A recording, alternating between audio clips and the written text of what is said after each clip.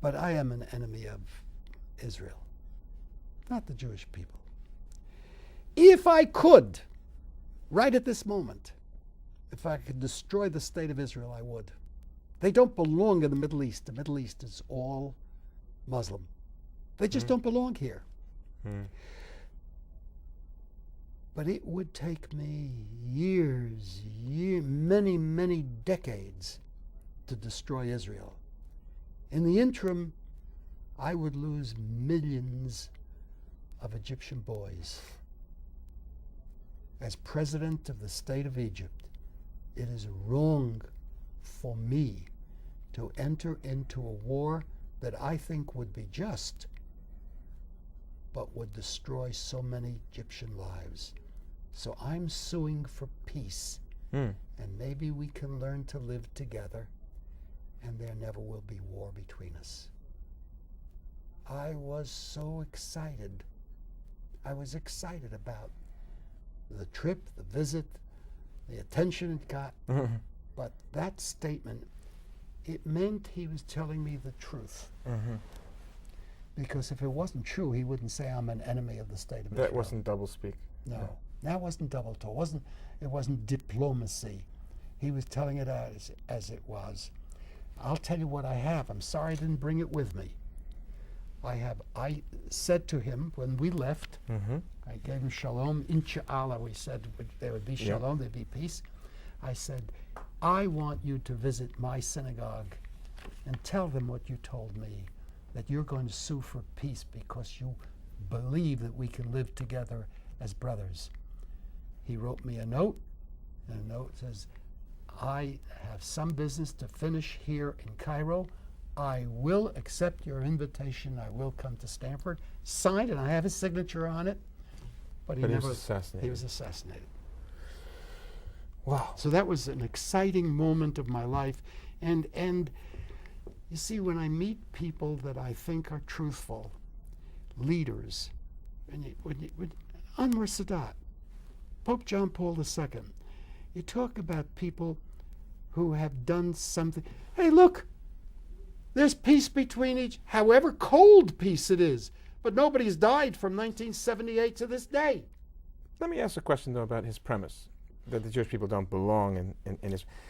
I know that because the Jews of Iraq, they're Arabs, but they're of the Jewish religion. The Jews of Syria are Arabs, but they're Jewish Arabs. I know, but you see, that's what he meant. Those people who were living there, they're Arabs. Yeah. But now you brought in Europeans here, and they don't belong here. They're not Arabs, they're Jews.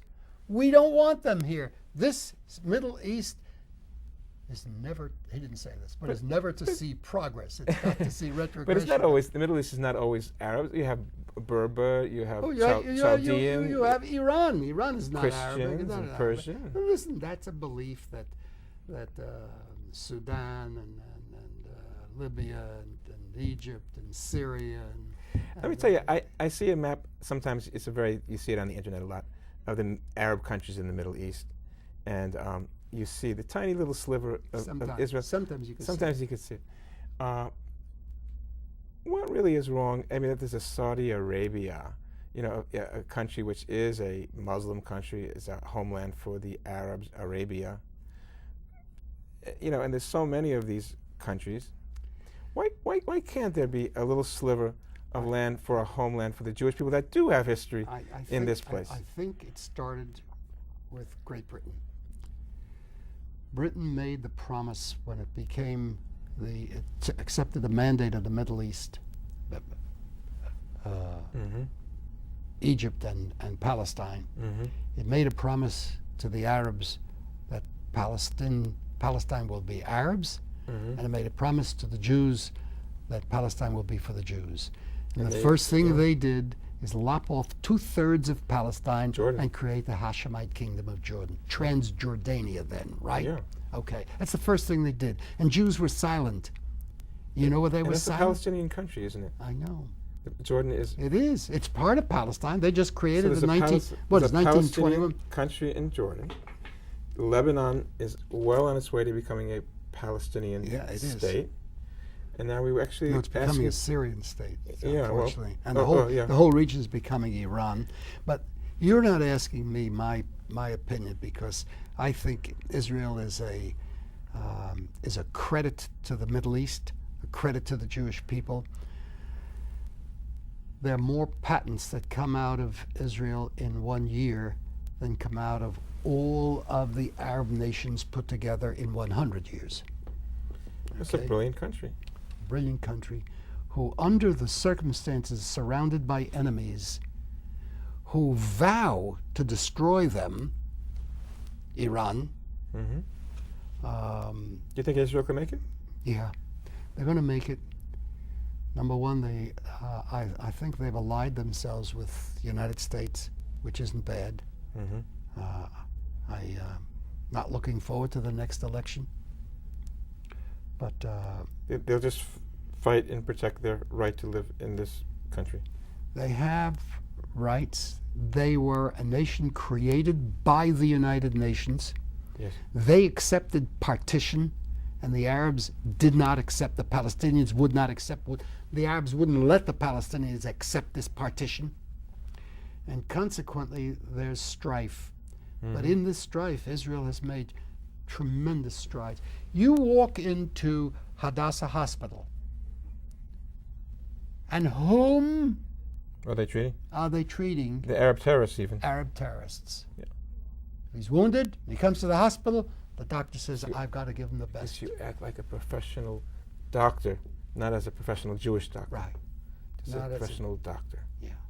So, look, all extremes are no good. Alles, was ist zu, ist ungesund. No extreme is good. Did you see that CNN program with, I forgot her name, who God's said- warriors. Yeah, God's warriors. That extreme Jews and extreme Islam is the same. Those who commit suicide in order to kill Jews are the same as Jews who occupy what she said was Yes. Palestinian territory. So she proved herself to be non-journalist. That was not journalism. That was No, she pure was editorialism. an idiot, really. And well, it just shows her disdain for the state of Israel and the Jewish people. It's like something that she wanted to say. Don't confuse Yeah. me with the facts. I No. want to say this so badly. Yeah, You know? and I'm going to say it. So. Yeah. But listen, I love the state of Israel. I think they're a great country. I'm proud of whatever they've done, whether it's in medicine, science, in radar. Do you know that the United States buys these now robot boats that patrol by radar? Diagnostic testing has been advanced by Israel and all of the Where- Silicon Valley. Where High tech. Yeah. Well, of course, there are more Israelis living in Silicon Valley than living in Israel. Yeah. We're running out of time again. Okay. That's Thank good. you, Rabbi Ehrenkranz. It was great to be with you. Thank you. Great to have you Thank here. you. We've been speaking with Rabbi Ehrenkranz, the co-founder of the Center for Christian Jewish Understanding of the Sacred Heart University. Thank you, and you've been watching Rabbi Rock. Shalom.